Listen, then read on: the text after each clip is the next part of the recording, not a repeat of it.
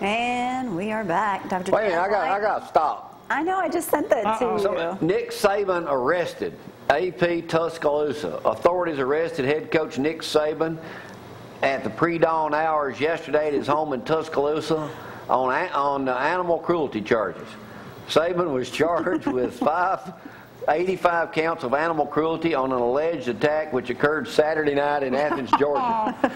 Said that as many as 92,138 witnesses saw Saban and a large group of violent young men under his control kick, crush, and destroy a large pack of mostly docile bulldogs. One officer was quoted as saying, "I haven't seen bulldogs treated this badly since Michael Vick was in town." That's very nice. I love that. Okay, that's just too good. Thank y'all for sending that. Again, roll tide. And this topic, I don't know if we even want to hear about it. No, you do want to. Television makes you sick? Television can kill you. Oh, my goodness. No, but listen, there's more to this story. No, there's more to this story. That's the way I want to go out. Just die right here on national television. Not national, but live television. No. So, Jamie, you're the one who gave me the article, but what I did, it's from USA Today. I dug into the research. I got the 2 scholarly articles that the author created for USA Today. Well, here's what I found out, that it really can kill you, that your chances of getting obesity, diabetes type 2, heart disease, and premature death increase with TV watching. Now, now keep listening, because there's more to this. Y'all are not going to die watching this show. No, you will not die watching this show. Unless you're eating a whole jar of these. And my other point is that, headlines can be misleading. Yes, they can. Okay, so there's more to this story. Okay. So it's not so much watching television, it's the sitting part of it. It's the sitting, which, I already reported on that months ago, that sitting can be really deadly. So people who are sitting watching television are being bombarded with food ads, and they're going out and they're actually purchasing these items, these sugary drinks and pizzas and whatnot, and they're eating them and consuming them. Now, they're not standing there doing their lunges or their squats watching TV. No, they're sitting and eating. Get up and it's called mindless eating. It is, because you forget how much you eat because you're watching TV. Right. Now, is it any surprise that people who watch the most television eat the most junk food? That's surprising. That finding did not surprise me. Now, here's why television can be deadly, because you burn the fewest calories watching television. Even fewer than when you're sleeping? Well, now when you're sleeping, that's a good point. When you're sleeping, you burn 38 calories an hour. When you're watching TV quietly, not a football game. Not a football game. That is 68 calories. Oh, my goodness. Okay, if you're reading a book, that's 88 calories. Really? But here's what I'm worried about. Who watches TV quietly? I mean, if I'm watching a football game, I'm screaming and yelling and carrying on. Right. Those people that watch soap operas. Yes. Yes. So it's the word quietly that is the key word here. Well, I would say most people watch TV quietly. I mean, you don't get football's only a 4 or 5 months out of the season thing. Yeah. And so when these 2 researchers conducted the study, it was quiet watching of television that made the big difference. Is it mainly older people? People 50 and over watch the most television. Okay. So if you're watching this show, you're probably yelling at one of us or calling us the name, this is exciting. So if you are, turn the channel. So if you're watching this show, you're not going to die probably, because you're actively engaged. Probably. You're not just sitting back sedentary, just watching. You're laughing and, carrying on. We got a movement out of you. And you have a game show element here. But, if you're watching Maury or Wendy Williams, then you're So that's what you watch every afternoon. You and Dave sit around and you watch Wendy Williams. I hardly ever watch TV, but I do like Wendy Williams. She's awesome. I haven't seen her. Jerry Springer? Yeah, Jerry Springer, yeah. So, Maury, you're up jumping around because, who's the daddy? There's such dummies on there.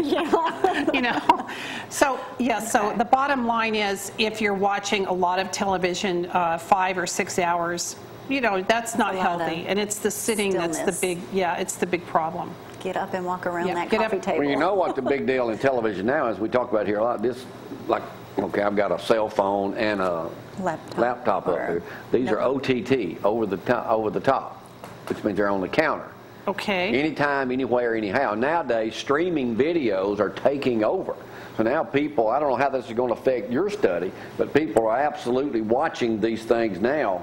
I don't want to wait. Mainly it's younger people, but they're watching more and more television on their phones. Yeah, and this study took place over 41 years. So I think that now our habits have changed dramatically, and that's a good point, Jamie. And people who are watching television often have a device, and they're surfing the net, and they're doing other things while they're watching television. They are. And multitasking. Yeah, and then you right. also had an article that said, don't tell me to get off that phone. You're paying your bills, you're checking your email. Right. Got it right here. You're doing all kinds of things. Right. And it's sometimes not just surfing. Right. And sometimes Dave and I will have our iPad out, and so if something's on television we want to find out more about while we're watching the show. Here's an article. People are always telling people, won't you put your phone down? And this lady responds here. She said, the other day while I was on my phone, she said, I paid my daughter's Girl Scout fee, RSVP'd to a birthday invitation for my son, refilled 3 prescriptions at Walgreens, arranged a photo shoot, answered an email from my editor, texted a friend who met me for lunch, scheduled a dentist appointment for my son. She said, I did all this on my phone within a matter of minutes. You can't go, it said, a person using a phone is not necessarily a person misusing a phone. So let's keep that in mind and cut each other a little slack. Right, and even my students are texting me, you know, instead of calling me, they'll just send me a quick text. Talk anymore. Yeah, and so then I get it right away because I'm not always at the computer to answer their questions, but I usually have a phone with me. But how many times if you call someone, they don't answer, you shoot them a text, they respond immediately? Yeah, that's right. Nobody wants to hardly talk on the phone. I know.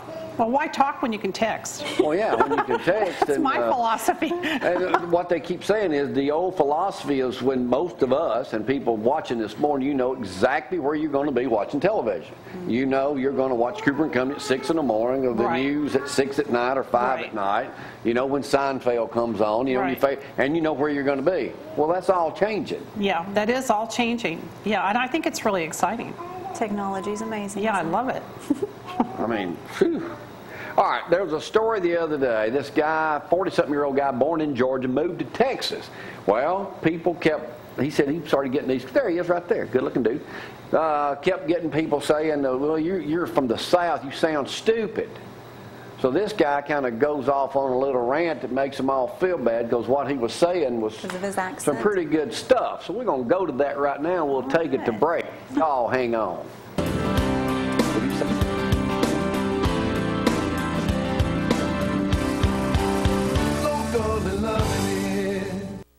A little early in the week for a rant, but I got a message today that I thought you might enjoy. Somebody said, Chad, we're offended by your southern accent. It proves to us you're not intelligent. Well, maybe I'm not that smart.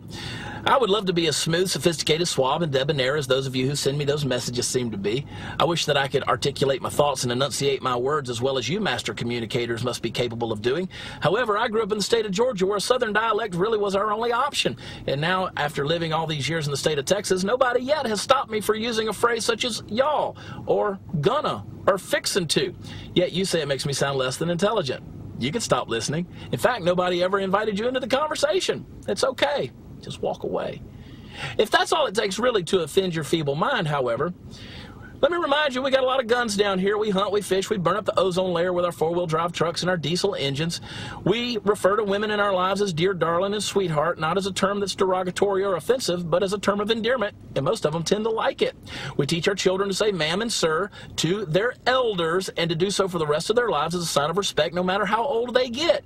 Believe it or not, no matter what the media wants to tell you, we get along by and large with people who are not just like us, whether it's differences in the color of their skin or the country they come from, or yes, even those of you up north. Y'all come on down. And ladies, no matter how liberated you get, we as Southern gentlemen, we've been taught and we're going to fight for the right to hold the door open for you. I'm sorry if that's offensive. Yep, our parents disciplined us as we were growing up with something a little bit stronger than time out, and it taught us self-respect, self-discipline, and respect for other people. I'm sorry if the way we talk offends you. Not really. Hey, love y'all, really do. And here's another term we use down south, and we're not ashamed of it. God bless. Facebook poke.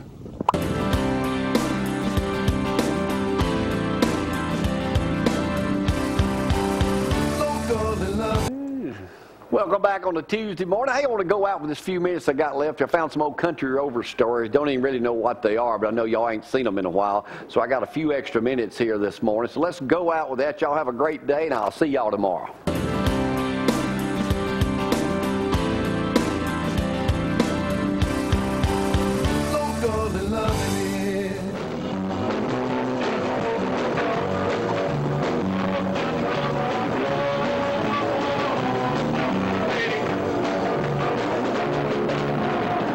The Catawba Auction Barn. Every Saturday night there's an auction here, but every other Friday night this auction barn belongs to the Country Music Jamboree. You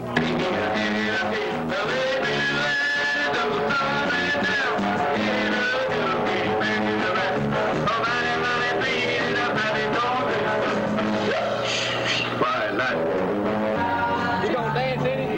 No, you better hush. My preacher will get on me. Fixing to pass the hat around.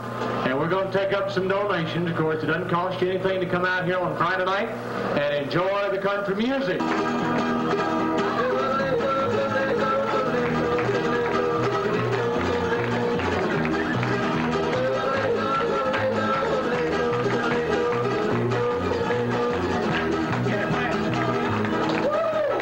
It's out here to let the people enjoy this. We just love it.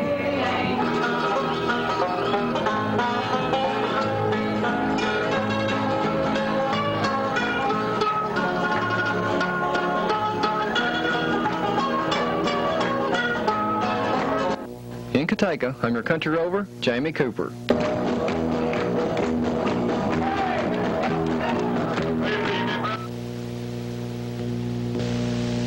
Oh, you know, some people play golf, some people bowl, some people fight. And you're a fighter? That's right.